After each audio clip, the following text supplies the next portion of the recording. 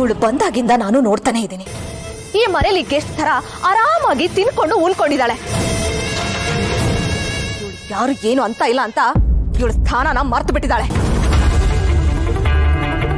ಏಯ್ ದುರ್ಗಾ, ಈ ಹಿತನ್ಗೆ ಒಂದು ಬಟ್ಟೆ ಹಾಕಕ್ಕಾಗಲ್ಲ ಅಂದ್ಮೇಲೆ ಈ ಮನೇಲಿ ಯಾಕೆ ಇರ್ಬೇಕು ನೀನು?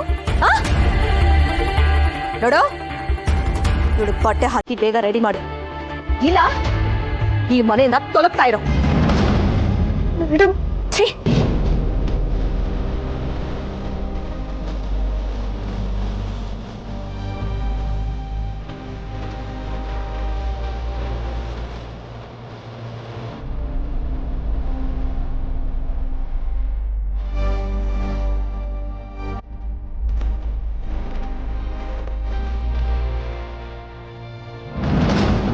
ಅಯ್ಯೋ ಮೇಡಮ್, ನೀನ್ ಯಾಕೆ ಕ್ಷಮೆ ಕೇಳ್ತಿದ್ದೆ ಹೇಳು?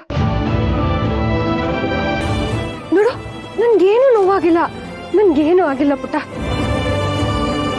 ಬಾ, ತಲೆ ಬಸ್ತು ನಿಂಗೆ.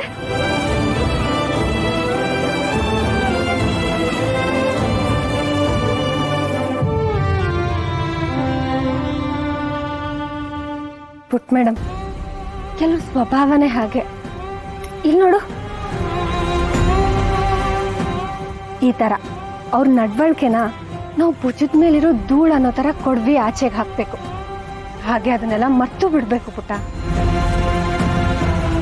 ನೀವೇನೇ ಹೇಳಿ ದುರ್ಗಾ, ಅತ್ತೆ ನಿಮ್ಮಲ್ಲಿ ಕೈ ಮಾಡಬಾರ್ದಾಗಿತ್ತು. ನಿಮ್ಮ ಮನೆಗೆ ನೀವಿಷ್ಟು ಉಪಕಾರ ಮಾಡಿದ್ದೀರಾ ಅಂತ ಅವ್ರಿಗೂ ಗೊತ್ತು. ಆದ್ರೆ ಆ ಮಾಯನ್ ಜೊತೆ ಸೇರ್ಕೊಂಡು ಈಗ ಹಾಡ್ತಿದ್ದಾರೆ. ಇದಕ್ಕೆಲ್ಲ ಕಾರಣ ಆ ಮಾಯ. ಇಷ್ಟು ಜನರ ಮನ್ಸಿಗೆ ನೋವು ಮಾಡ್ಕೊಂಡು ಅವಳು ಯಾವತ್ತೂ ಖುಷಿಯಾಗಿರಲ್ಲ. ಕರ್ಮ ಅಂತ ಒಂದಿದೆ ಶಾಂತಿ ಅವ್ರೆ, ಅದ್ ಯಾರನ್ನು ಸುಮ್ನೆ ಬಿಡಲ್ಲ. ತಪ್ಪು ಮಾಡ್ದವ್ರನ್ನ ಅದು ಕಾಡೇ ಕಾಡುತ್ತೆ.